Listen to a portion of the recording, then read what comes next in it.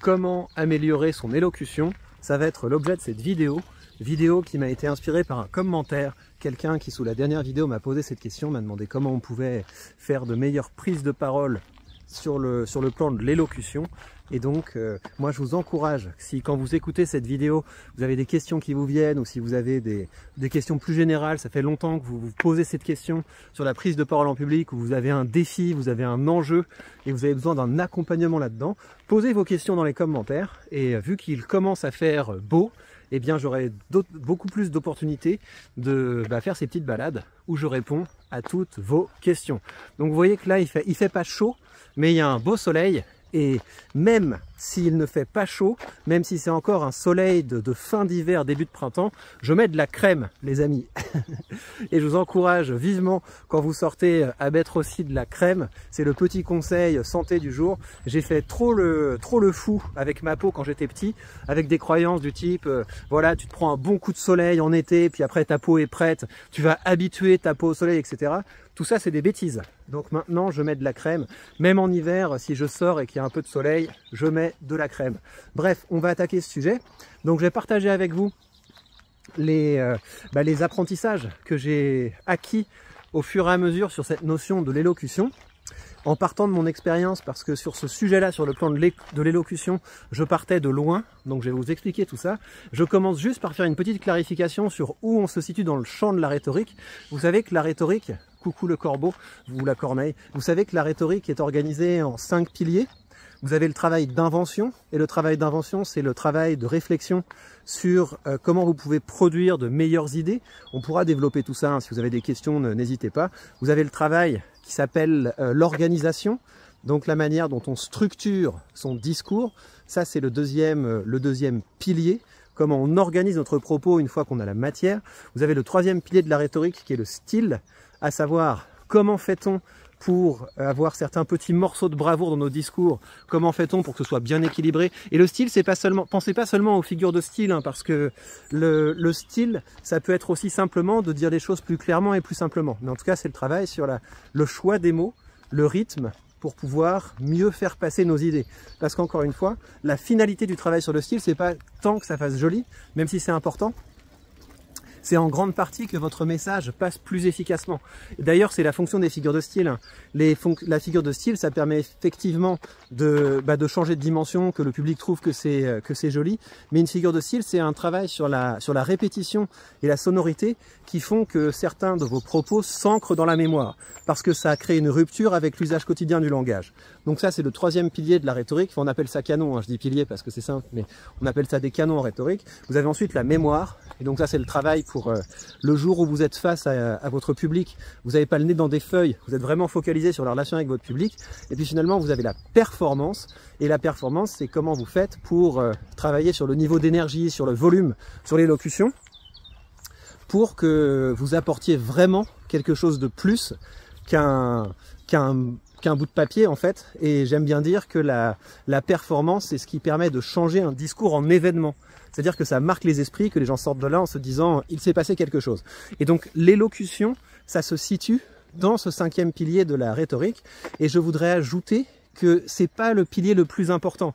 Je dis ça parce que vous avez souvent des conseils que je trouve cosmétiques, du type « attention, ne dites jamais faites attention aux mots de remplissage comme « en fait », comme « du coup », etc. » On s'en fiche.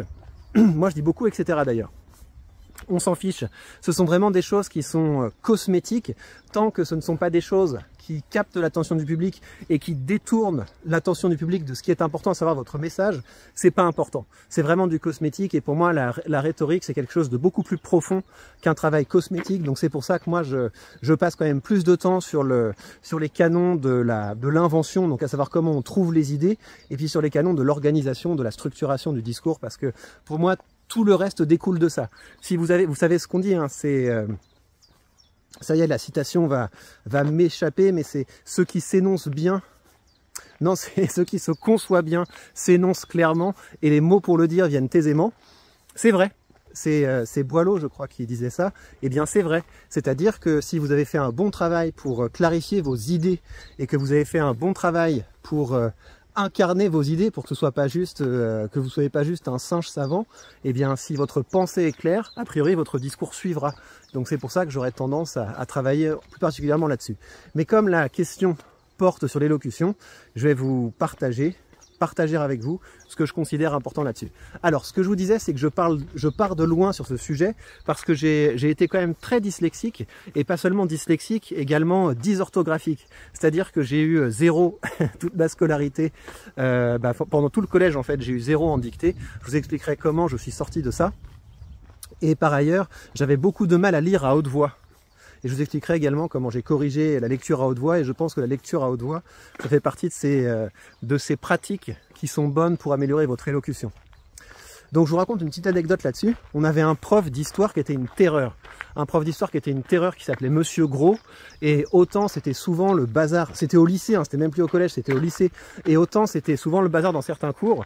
Avec Monsieur Gros, ça filait droit. Donc il faisait très peur à tout le monde. Et un jour, il m'avait demandé de lire un texte.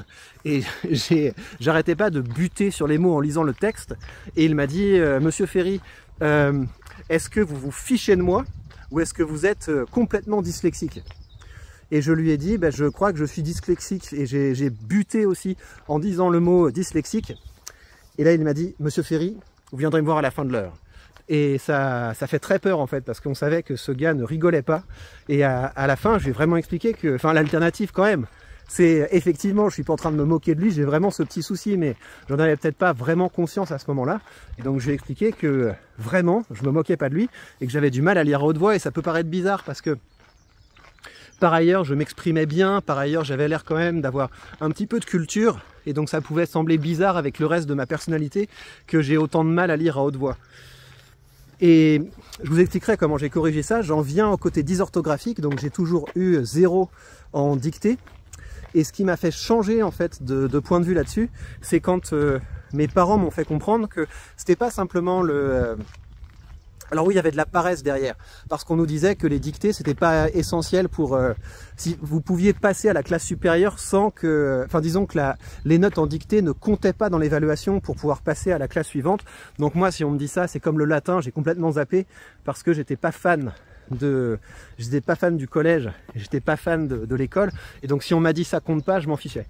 Et c'est parce que j'ai changé de point de vue sur est-ce que ça compte ou est-ce que ça compte pas, que j'ai commencé à faire attention à mon orthographe, et mes parents m'ont signifié que en fait c'était très mauvais pour l'image, parce que quand vous envoyez un message, quand vous envoyez une lettre, et que c'est bourré de fautes, même quand on rend un devoir, hein, si on rend une dissertation de philo ou un travail en cours, et que c'est bourré de fautes d'orthographe, même si votre pensée est de qualité, une mauvaise orthographe, ça vous discrédite, ça vous disqualifie aux yeux des autres. Et c'est quand j'ai compris ça que je me suis dit, mais en fait, t'as fait l'impasse sur l'orthographe parce que tu pensais que ça ne comptait pas, mais en vérité, on s'en fiche des notes. Ce qui est important, c'est l'image que tu donnes. Et je dirais que c'est la même chose pour l'élocution. Dès lors que notre élocution est tellement, je ne sais pas, bégayante, est tellement approximative, on donne l'impression qu'on mange les mots et que ça nuit à notre image, qu'on a l'air pas sûr de nous, qu'on a l'air je m'en foutiste, qu'on a l'air incompétent, là ça veut dire qu'il y a un travail à faire. Donc si je vous dis que c'est pas la dimension la plus importante du travail de prise de parole, si vous avez l'impression que votre élocution vous dessert parce que ça donne une image de vous qui n'est pas en accord avec l'image que vous aimeriez donner, alors effectivement, il y a un travail à faire sur l'élocution. Et je vous donnerai des outils ensuite. Et le premier outil, on va y aller directement. Pour moi, le premier outil, c'est de commencer à en avoir quelque chose à faire. Vous savez, je pense que la dyslexie, c'est quelque chose qui était lié chez moi, et peut-être chez d'autres personnes, à de la maladresse. C'est-à-dire que quand j'étais petit, très souvent, je renversais un bol, je cassais un verre, je cassais une assiette, etc.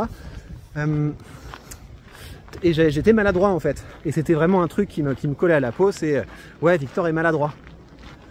Et c'est pareil, c'est à un moment, mes parents ont compris et m'ont dit, mais en fait, c'est pas que tu es maladroit, c'est que tu t'en fous. Et il faudrait que tu arrêtes de t'en foutre. Et c'est là que j'ai commencé à changer de rapport à ça, et que j'ai commencé à faire plus attention. L'orthographe, c'est pareil. J'avais pas une maladie qui faisait que j'étais pas capable d'orthographier. C'est que je m'en fichais. C'est que j'accordais pas assez d'importance à ça. Et donc vous, si vous avez l'impression que vous avez une mauvaise élocution, il faut simplement vous dire qu'il y a un enjeu à ce niveau-là et commencer à en avoir quelque chose à faire. Et pour commencer à en avoir quelque chose à faire, eh bien, vous allez à partir de maintenant, quand vous prenez la parole, faire attention à mieux découper vos mots. Et donc ça, c'est une chose. Pour moi, les problèmes d'élocution, ça peut venir du fait que vous voulez vous précipiter. Alors après, je ne sais pas pourquoi vous voulez vous précipiter, peut-être que c'est parce que vous êtes stressé et que peut-être que vous vous précipitez parce que vous pensez que vos idées ne sont pas assez solides, que votre discours n'est pas assez intéressant et donc dans ce cas-là, on a envie de mettre la poussière sur le tapis, allez hop, on y va et on s'en débarrasse. Il ne faut pas faire ça parce que plus vous accélérez, plus vous risquez de vous prendre les pieds dans le tapis. Donc pour moi, c'est ça, c'est un des premiers leviers sur lequel vous allez travailler pour améliorer votre élocution, c'est prendre le temps. Vous avez le temps, si vos idées sont de bonnes idées, laissez le temps aux gens de les digérer. Vous pouvez ralentir le rythme, vous pouvez faire des pauses. Donc l'image que vous devez avoir vraiment, c'est si vous vous précipitez, vous risquez de vous prendre les pieds dans le tapis et c'est comme ça qu'on commence à manger des mots. Et moi je le fais régulièrement, hein, c'est quelque chose sur lequel je travaille activement en ce moment parce que vous voyez ces vidéos que je fais avec vous, ce sont des vidéos que je fais pour me rendre au lieu de balade, je réfléchis, mais j'ai pas vraiment de plan. Et vu que je n'ai pas vraiment de plan, ça peut m'arriver de me perdre, d'aller trop vite sur certaines choses. Les mots ne me viennent pas, je bute sur les mots et c'est là que je peux avoir des problèmes d'élocution. Et vous pouvez le voir, des fois je dis un mot pour un autre, des fois je bute, enfin voilà. Je peux avoir des problèmes d'élocution dans les vidéos que je fais avec vous et la manière dont je travaille dessus, c'est de prendre plus le temps. C'est agréable, on se balade, il n'y a pas le feu. Donc première chose que vous allez faire, en avoir quelque chose à faire. Deuxième chose que vous allez faire, c'est prendre plus de temps. Ensuite, évidemment, ce qui va beaucoup améliorer votre élocution, c'est ce qui concerne le travail de structuration de vos idées. Vous allez avoir beaucoup moins de problèmes d'élocution si vous êtes clair sur ce que vous avez envie de dire. Et donc c'est pour ça que je pense qu'un très bon complément à la prise de parole, c'est d'écrire régulièrement. C'est d'écrire régulièrement, d'accumuler du savoir, d'accumuler de la connaissance. Donc vous pouvez avoir par exemple un compte LinkedIn sur lequel vous publiez de l'écrit, vous pouvez avoir un blog, vous publiez de l'écrit, vous pouvez avoir un compte Twitter, vous publiez de l'écrit.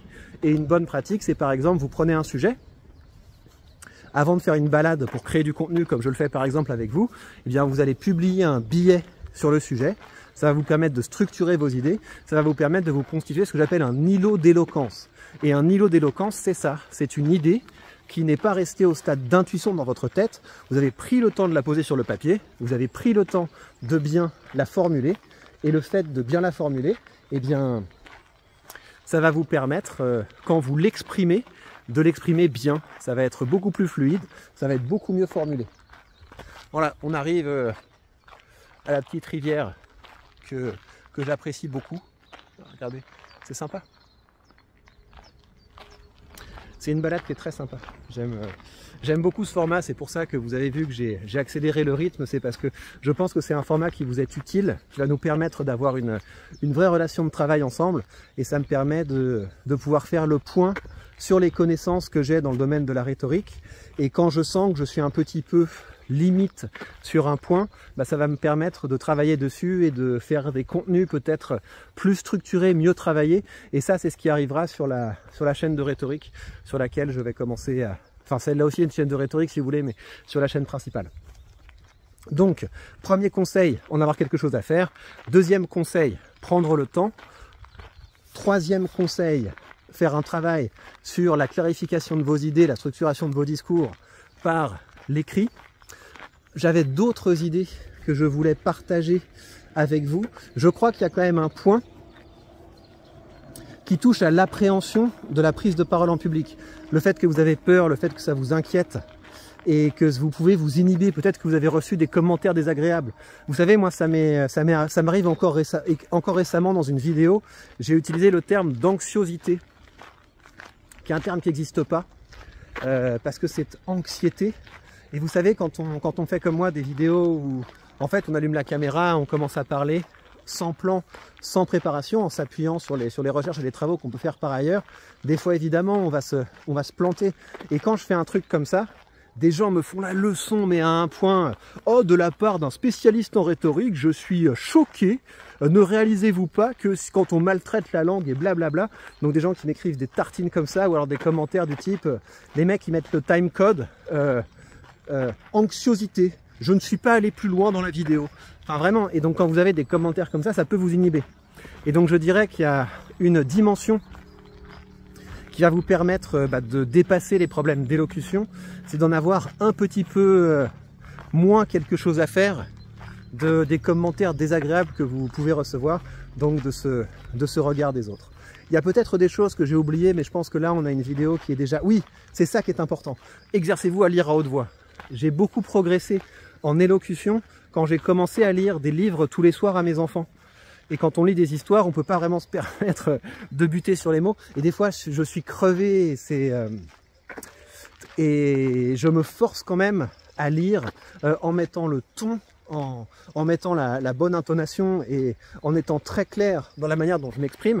Et en fait, c'est très important parce que les enfants ont besoin de s'approprier du vocabulaire. Et on commence évidemment en lisant des contes qui sont simples, et puis après on peut augmenter un petit peu la difficulté.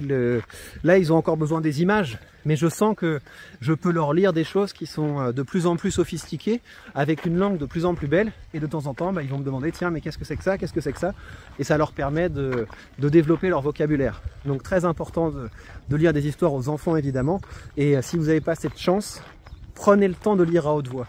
C'est-à-dire qu'une fois de temps en temps, vous allez prendre peut-être des grands discours, hein, ça peut être une bonne idée d'avoir une anthologie de grands discours et de les lire à haute voix en s'assurant que vous découpez bien chacun des mots, parce que dans des grands discours, vous aurez une langue complexe.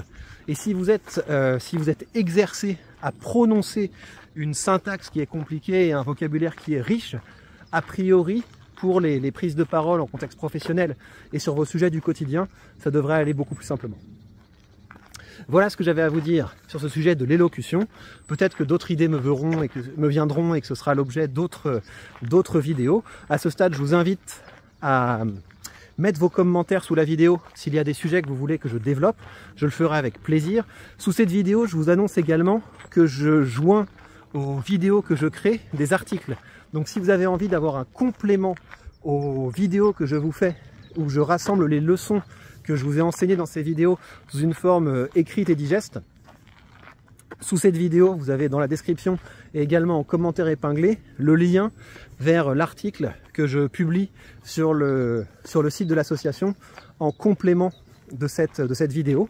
Et par ailleurs, je vous invite à rejoindre mon association. Vous savez que si vous devenez membre de mon association, eh bien, vous pouvez choisir gratuitement une fois par an une des formations dans mon catalogue, et mon objectif c'est de créer un cercle vertueux où vous devenez compétent, vous commencez à partager régulièrement les choses qui vous tiennent à cœur, les choses que vous voulez apporter dans des contenus qui marchent mieux, et moi je me débrouillerai pour vous créer de plus en plus d'arènes de prise de parole où vous pourrez parler avec enjeu, et pour pouvoir comme ça faire valoir les apprentissages que vous aurez pu acquérir auprès de moi. Je vous dis à très bientôt, donc n'hésitez pas à rejoindre l'association, ça me soutient, ça m'encourage dans mon travail, et puis vous, ça vous permet de bénéficier d'une formation gratuite pour faire avancer vos projets. Prenez bien soin de vous et à très vite.